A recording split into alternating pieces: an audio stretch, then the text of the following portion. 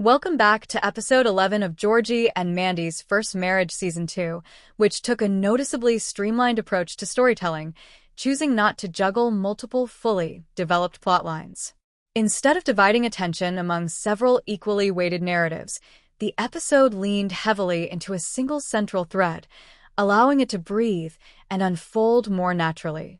While there were smaller, lighter moments sprinkled throughout, such as Cece's amusing phase of refusing everything outright, these bits function more as comedic accents than as fully realized subplots. They added charm and humor, but didn't carry the weight or structure of a standalone storyline. The scenes involving Audrey attempting to unwind and Connor's quirky habit of assigning names and elaborate backstories to birds followed a similar pattern. These elements were entertaining in their own right, offering glimpses of character personality and delivering a few laughs, but they ultimately operated as recurring gags rather than meaningful narrative arcs. They didn't demand much emotional investment from the audience, nor were they meant to push the story forward in any significant way. Instead, they helped maintain a light, playful tone while the main storyline took center stage.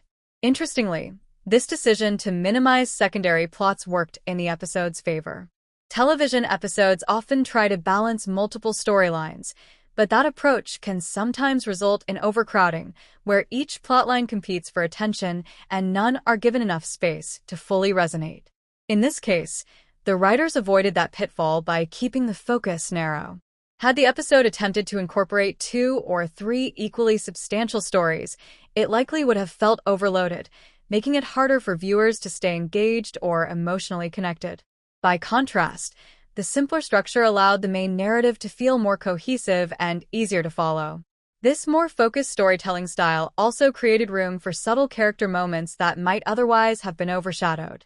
With fewer plotlines vying for screen time, the episode could linger a bit longer on interactions, reactions, and small details that added depth to the characters. Even though some characters didn't have major story arcs, their presence still contributed to the overall atmosphere and tone.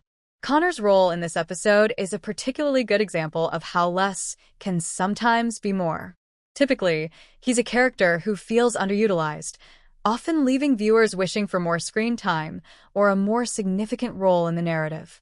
Under normal circumstances, his limited involvement here might have been frustrating. However, in this specific context, it actually made sense. The episode wasn't designed to revolve around him, and forcing a larger storyline onto his character might have disrupted the balance. Instead, he functioned effectively as a background presence, adding humor and personality without pulling focus away from the central plot. His bird-naming antics, while not essential to the story, provided a quirky and memorable touch that enhanced the episode's overall charm. Audrey's storyline, or rather her lack of a fully developed one, also fits into this broader pattern. Her attempts to find some sense of calm and her subtle frustrations hint at a deeper, ongoing struggle rather than a conflict that needs immediate resolution. Her desire for a more balanced life, particularly in contrast to Jim's overwhelming presence, feels like something that will build and gain significance as the season progresses. Speaking of Jim, the tension surrounding his working relationship with Georgie is clearly intended to be a slow-burning storyline. This episode serves as an important foundation for that arc, laying the groundwork for future developments. By focusing on establishing the dynamics of the store and the relationships within it, the episode ensures that later conflicts and emotional beats will feel earned and grounded. Without this kind of setup, future episodes might struggle to make the audience fully understand or care about the stakes involved. The decision to prioritize setup over immediate payoff is a strategic one. It reflects a broader storytelling philosophy that values long-term character and plot development over short-term excitement. While this can sometimes make an episode feel quieter or less eventful on the surface, it often leads to a more satisfying overall narrative when viewed in the context of the entire season. In this case, Episode 11 acts as a building block, preparing the stage for more dramatic or emotionally impactful moments down the line. Another benefit of this approach is that it allows the central relationship between Georgie and Mandy to remain at the forefront. With fewer distractions from secondary plots, their dynamic can be explored in greater detail. Even if the episode doesn't introduce major turning points in their relationship, The additional focus helps reinforce their connection and keeps their story moving forward in subtle but meaningful ways. It's also worth noting that episodes like this can serve as a kind of narrative breather. In a season filled with multiple arcs and character developments, not every episode needs to be packed with high-stakes drama or major revelations. Sometimes, a quieter installment that focuses on setup, character interactions, and tonal consistency can be just as valuable. It provides a moment for both the characters and the audience to settle in before the story ramps up again. Of course, this kind of episode won't appeal to everyone. Some viewers prefer a more fast-paced structure with multiple storylines unfolding simultaneously, each offering its own set of conflicts and resolutions. For those viewers, the lack of substantial secondary plots might feel like a missed opportunity.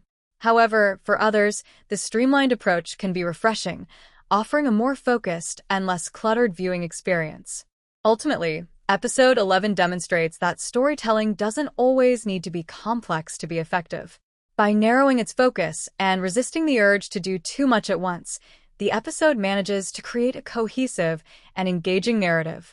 The smaller, comedic moments, like Cece's defiant no phase or Connor's imaginative bird stories, add flavor without overwhelming the main plot.